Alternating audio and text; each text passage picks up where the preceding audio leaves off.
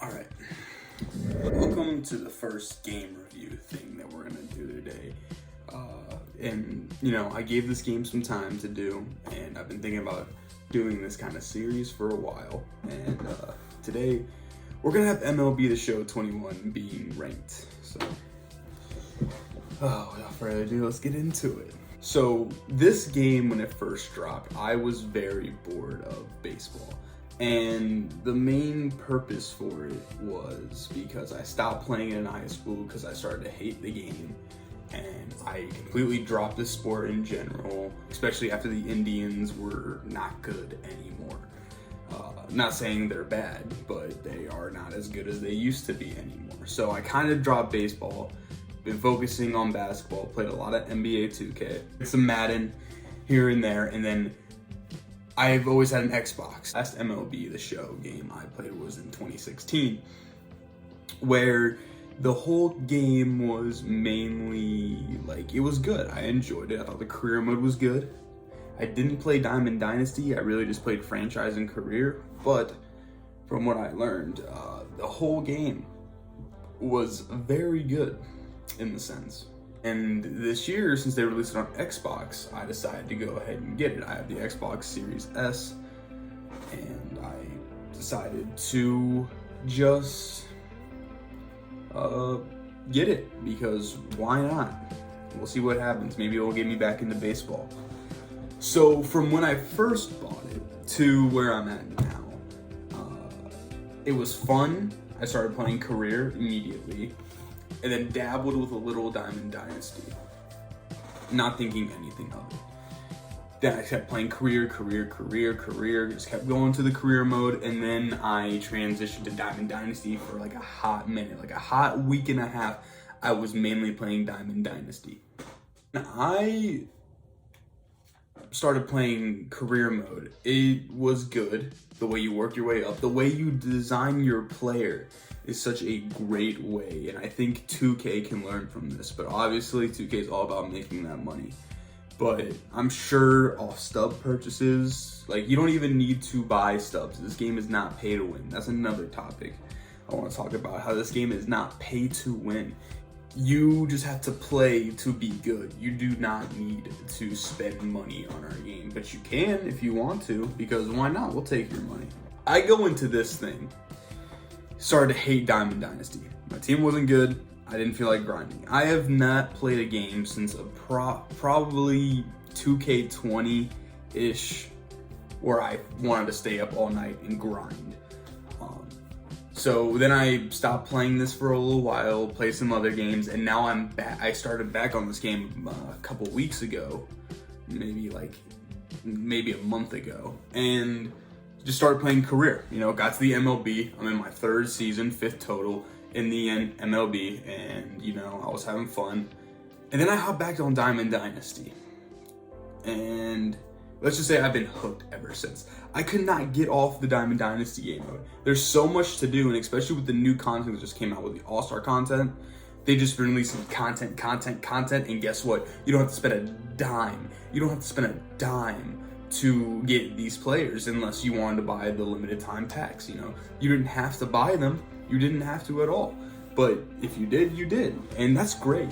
We love stuff like that, because there was you had the ability to get these packs from the Ronald Acuna player progression thing and all that. So I thought that was a great idea. So ever since 3 weeks ago, I really started getting really into the Diamond Dynasty and really enjoyed the whole game mode in general. Out of all the games, I played Ultimate Team, I've played My Team, I've even played the FIFA Ultimate Team. Nothing is like the Diamond Dynasty game mode. Never wanted to play a game more and stay up till 3 a.m. since 2K20, and I have done this game with this game. The other day, last night, I started the grind for Ronald Acuna. I didn't have any of the Team Affinity completed at all, and I wanted to complete the Team Infinity, maybe. It actually really wasn't even on my mind until the Acuna dropped. And I completed the Team Infinity, I completed all the missions. I completed all the moments. I started the moments around like noon of yesterday, and then took a break, came home, did some things, hopped back on around like 6:30. From 6:30 to 3 a.m., I completed all the missions and all the team affinity by doing showdown mode, which was a main key, the moments, I did every moment, the exchanges, and maybe like 1 or 2 collections if I had the cards for it. And at 3 a.m., I finally got the Ronald Acuna card, and it just made me think, I haven't played a game like this in Lord knows how long. Like, I didn't even play 2K20 like this. I was not up to 3 a.m. grinding by myself. Like, no one in an Xbox party, just by myself and actually enjoying my time. And that says something about this game to where it's good. Of course, every game has its flaws. And the flaws are, one, the perfect system. When you get a perfect, you get happy because you just absolutely nailed it. Whether it's out of the zone, in the zone, no matter where. You want to be rewarded for it because you did something good. It's like getting a green release in 2K, you know? Until you hit a perfect ground ball to the shortstop. Or hit a perfect line drive to the third baseman. Or a perfect line drive to right field or wherever. And then you kind of just feel like, would I have a better chance of just not getting a perfect? Would it have landed somewhere else? And I get that's where like game mechanics go into, but if you get a perfect just like you get a green release, it should be at least just a base hit. Like, I will take a base hit. It doesn't have to be a home run. It doesn't have to be out of the ballpark. It can just be a base hit, whether it's like way down the zone and it's a changeup or a curveball down the zone. I perfect it. Just let it get into a gap. Let it go up the middle. Let it do something that rewards me for doing that certain thing. And it happens so many times. I've dealt with it, and it's just like, that's insane. Another really big problem with the whole not even the perfect, but the whole PCI system is there's definitely a skill gap if you use zone hitting. You know, if you just use pure analog or buttons, you're not gonna succeed like the other players are. So you kind of have to use zone hitting. It's the same thing with pinpoint. I've been using zone hitting since day one because I haven't really played this game. So I went into this like fresh, and I'm not used to anything else. So when my friends played me in the beginning of the game, they were using pure analog. They're like, "What are you using?" I'm like, "I'm using zone hitting." And they're like, "What's even that?" I'm like, I don't know. It's just my original settings that was on there. So my original settings had the zone hitting on it. So obviously the game was intended to be played that way, if it's the original settings. And I've been using it and all that. And I mean, it's just how the game has to work. Just how it has to work. You're not gonna get perfect using pure analog or buttons. It's just not how it's gonna work. Even if you use like the placement hitting, directional, I think it's called. Like, I don't even think people use that, and I guess that was a meta for a little bit. But bring me back to the point of the PCI. When you have your oval or circle, depending on what it is, depending on the player's vision, the size of your PCI all depends on contact and your power, yes, but the main thing is vision. If you notice and go into things, if a player's vision's at like 100, their PCI is going to be bigger. It's going to be bigger. It'll probably be a little taller too. If it's a low one, like a good example is the Giancarlo Stanton card. That is the Miami Battle Royale reward card. I have that card. I'm a huge fan of Giancarlo Stanton. I don't dislike the card. I'm actually starting to get really good with him. He has like 70 vision, 50 vision or something like that. Along with against righties, he only has like 60 contact, even though he has 115 power. So his is very skinny, wide, it's small against those righties. It's because his vision's so low. And that's just a really weird thing for me, but it makes sense in a way when you pick your players. But I mean, it's just like, if you can hit your spots, you can hit them. But here's the thing, when it comes to it, the amount of times I've had someone hit a home run off me where their PCI bubble or oval, circle, whatever is on the line and the ball's right here and it's gone. That is terrible. You know, that is the worst thing ever in the game. If you're rewarding someone for not even being on the ball, it's really just all RNG and up to the player's stats. Even if the player is not good, it still happens. It's ridiculous. I was going against the Jackie Robinson, the 99. Get it, it's a 99, but it doesn't have the best power in the world. It hits it right on the tip. The ball's up here, the line's right here, hits it right on the tip, it's gone. And I get you're getting the upward elevation of it because that's where your bat's heading with the PCI setting, but that doesn't make sense, especially when I'm using 99 Jacob deGrom. That doesn't make sense to me at all. You shouldn't be, when you are hitting perfect groundouts, then like, okay, what? And then you're hitting home runs that barely have the circle or oval on it. There's something wrong here. And like, it's like hitting a full white or something. Like, it's like missing a full white, but then hitting a half release or something like that. It doesn't make sense at all. That's one thing they need to hit.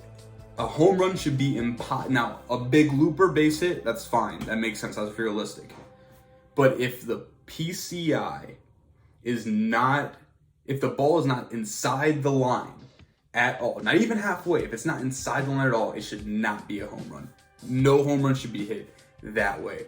That's just how I think it should be. And if you get a perfect, it should be at least a base hit or an error to where it like hops over their head if it is a ground ball, or like, and sometimes that happens, but sometimes it doesn't even happen on perfects, or sometimes like it'll just go out of their mitt and they drop and they commit an error. Something like that, you should be rewarded for doing something right and not doing something you're not supposed to be doing. And that's just how it is. When it comes down to the game mechanics, that's where I'm coming from with the bad. Everything else is pretty solid. The throwing animations are good. You know, maybe one thing I'll touch on is the base running can mess up sometimes unless you user it.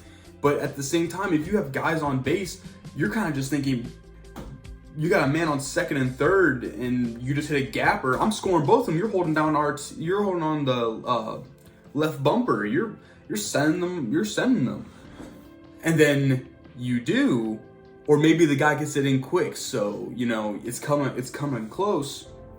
So your guy stops at third because you don't want him to go all the way. It's a tough one to call. So you're just gonna play it safe, score one, get the other guy on third, and keep the other guy at first. Until the other guy from first is going to second for no reason. You clearly left off the trigger, and the guy is going to second, and then you're in a pickle. And then it triggers the guy on third to start going home. They throw home to focus on that guy, and then you're in a pickle there. You're still in a pickle at first because you can't get back in time. They're focusing, and every time you shift back and forth during your pickle on third baseline, the guy's still moving from first to second. And they'll eventually, if they are not an idiot or they don't have an error occur, they will get you out eventually unless you're using someone with 99 speed and good base running. They will get you out. There goes your scoring position, and then they'll throw it to someone else. Maybe they'll get you and double play, and it could be over if there's one out. That's something that's crazy to me. Because like everything's happening so fast sometimes, you just want to get people going, and there just needs to be something fixed about that. And maybe I am the only one that has this problem, but I've been playing online games and I've been seeing these people have problems with this. So that's my mechanic spill. There's great mechanics and there's great mechanics and there's bad mechanics. That's every game. Every game's gonna have that. But those are just the things I think that need changed up. Overall, this game has plenty of things you can do. If you want to grind for a single card that is literally, you don't even have to spend a dime to get, do it. We want you to play our game. If you want to just enjoy the offline mode and grind to get your character better and get those attribute card upgrades and those perk upgrades, go ahead. If that's what you want to do, go for it. They have there's every single name in the world on that thing.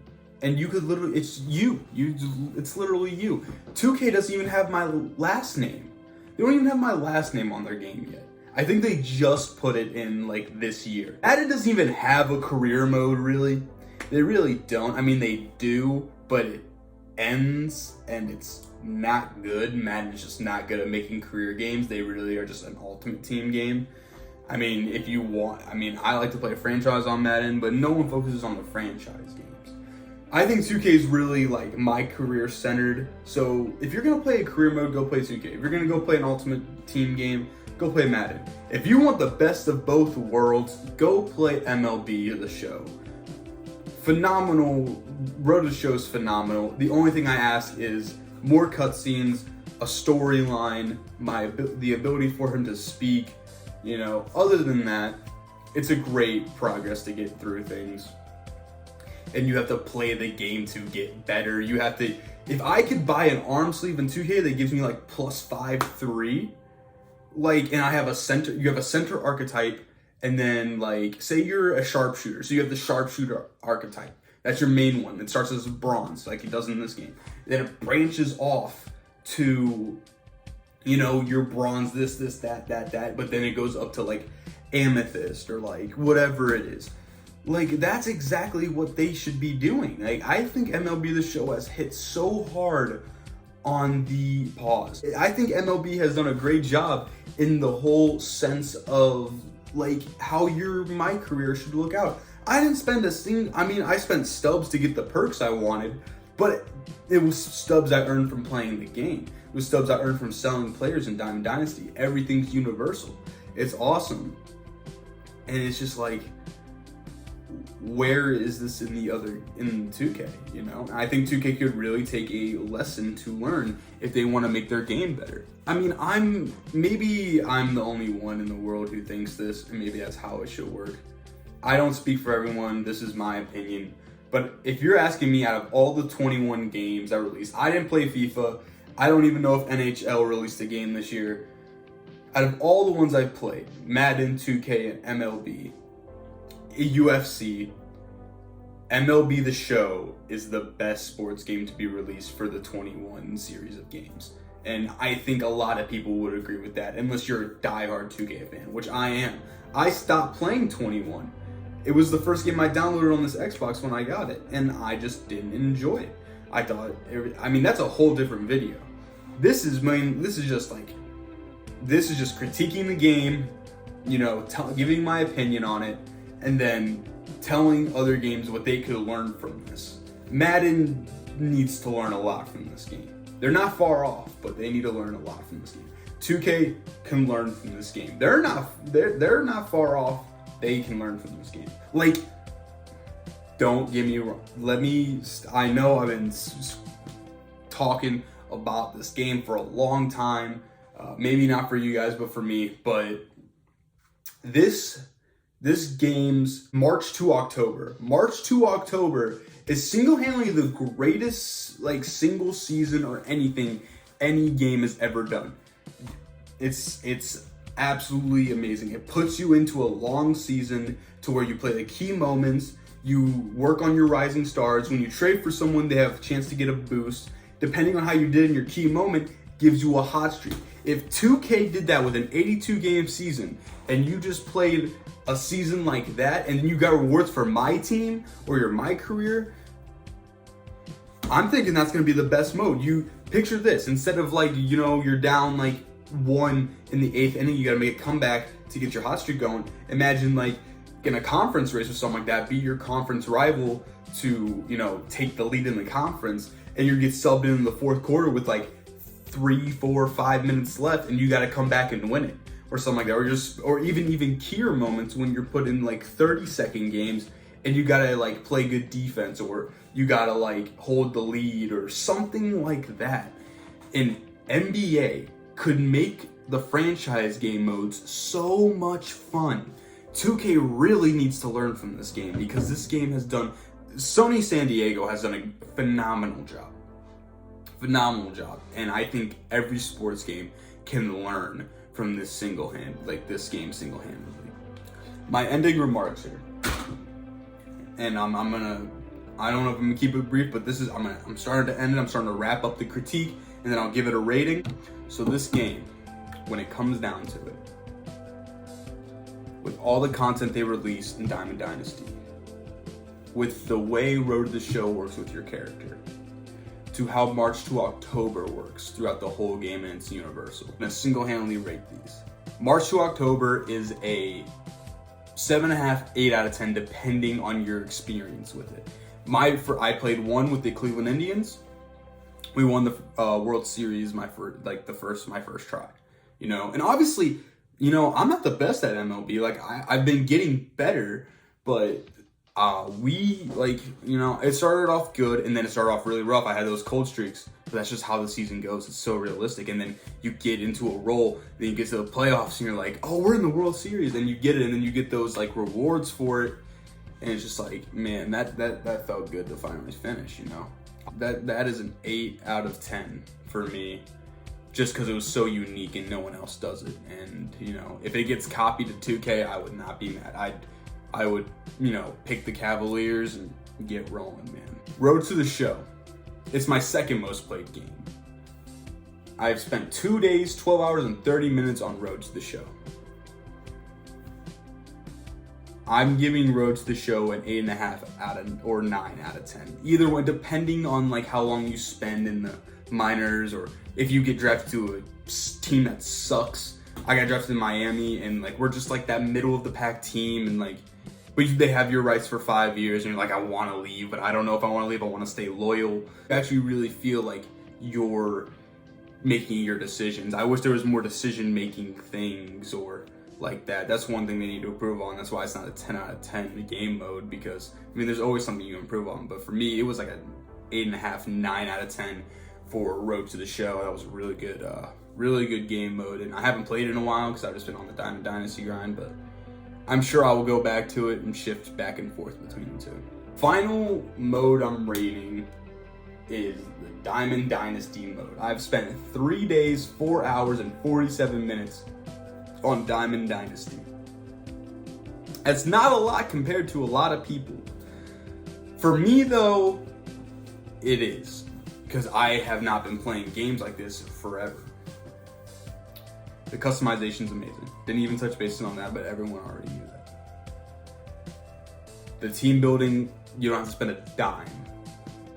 Paralleling, didn't even speak about that either, because it's just, you don't even need to. It's so good. It's such a great way to upgrade your players. It is literally paralleling. That's another thing. You know, just playing with the players gets them better. And it's so satisfying to see, oh, I'm like number 200 out of like, you know, 300 who have this Freddie Peralta card up to like parallel 2. Like, this is sick. Like, it's just the little stuff like that makes this game mode so good. Like, you want to go parallel your players. Like, I want to hop into a play CPU game and just pitch no hitters with Freddie Peralta or Jacob deGrom or whoever. Maybe it's your favorite player, you know? It doesn't, maybe it's like Noah Syndergaard. Your favorite player is Noah Syndergaard and you want to get him paralleled to 5. You can do that. No one's stopping you in doing that. Like, you don't have to have the best cards in the game to be good at the game mode, because you can parallel these cards and every card is good now. I'm still, that JT Realmuto got released, I'm still using Carlos Santana. That Salvador Perez got released. I'm still using the signature Carlos Santana, because Carlos Santana is one of my favorite Indians players of all time. The card's sick and he just gets the job done. And I just want to max parallel him before the game's dying. I want to do that. I really want to just do that. And I don't need it. Moments Justin Turner, my favorite card in the game. I've been paralleled 3. I recently just did it because I've been hopping on the grind again. He's my bench bat now because I replaced him.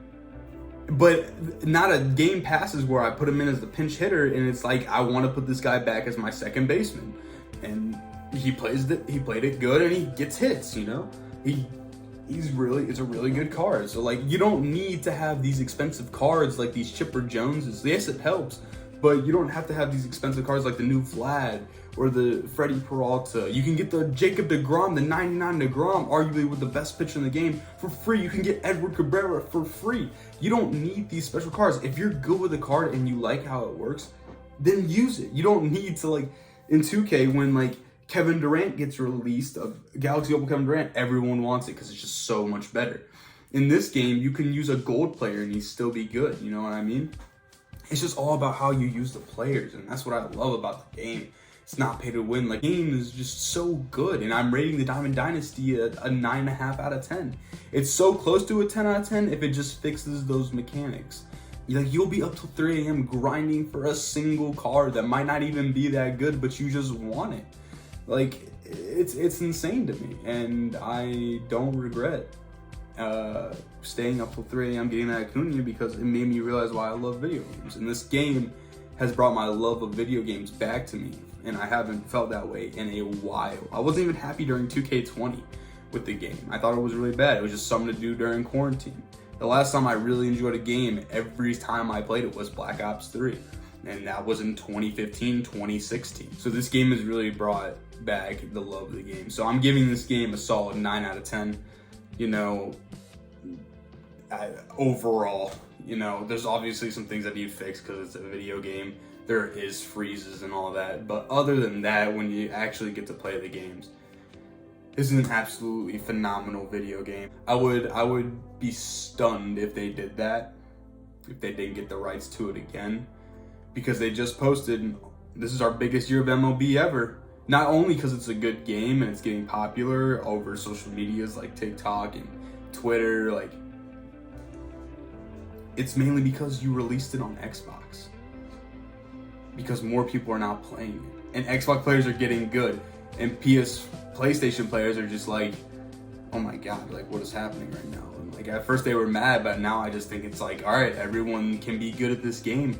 Let's just see how it goes. And it's just, you know, if they don't, I'm really contemplating buying a PS5 next year for this game, just to play this game alone, because it's just so good. And I'll be playing this game until a new one, you know, comes out or they stop releasing content for it. But in that area, like, this game is just phenomenal, man. These games are hard to rank because people say they're the same every year. Maybe it's because it's my first year really truly playing a MLB game for real. It's good because it's new to me, but I just think this game's phenomenal, man. I think it's really good. I've had a blast on this game. So Sony San Diego, you know, you did a great job. I know the season's not even close to done yet. You know, you still have till October. You still have to release World Series cards. You know, we just got halfway through the season, so I'm really excited to see what other throwback players we get. You know, they did a great job with this game. Well, that was my little talk about the game. And telling you what I think about it. The game rating, the first game rating I'm doing. I don't know how consistent I'm gonna be with these. I just felt like sitting down and talking about this game because it's a really good one and I really like it. There's also other games I want to do, but they're kind of outdated. This is really recent, but this is a really, really good game. And game review is good. Good game review. 9 out of 10. And I really hope I can play this game next year on Xbox. If not, might have to get a PS5 once it comes out on PC. We'll see.